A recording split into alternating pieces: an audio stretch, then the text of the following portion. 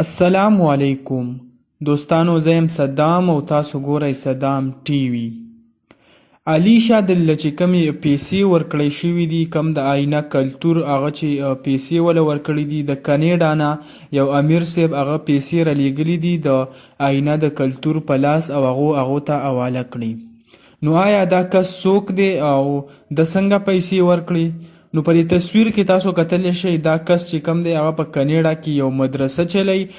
خو آیا اوس پته نه لګي چې علي شاه د لوډانس پرېږدي او که نه کومه دا ویډیو چې آینه د کلتور هغه ریکارډ کړه او خپل پیج ته اپلوډ کړه، نو په هغې باندې کم زموږ د پښتنو کم کمنټس چې وو نو هغه هم تاسو کتی شئ دا دي.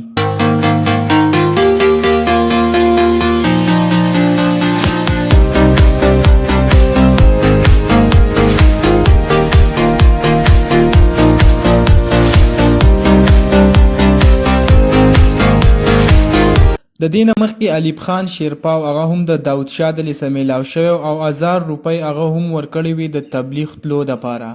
خو بیا چې کوم دی د علي شاه مور چې کومه مطالبه وکړه چې زموږ ته دا سهولت فراهم کړی شي، نو بیا به موږ د هر څه پرېږدو. نو هغه کومه مطالبه وه؟ راځئ تاسو هم وګورئ په دې ویډیو کې. ته دا حالت سمې؟ زه حالت سموم، هله به زه سموم، زما کور شي، زما ګاډي، زموږ کاروبار سیټ شي، بلکل زه حالت د هغې پورې به لګیا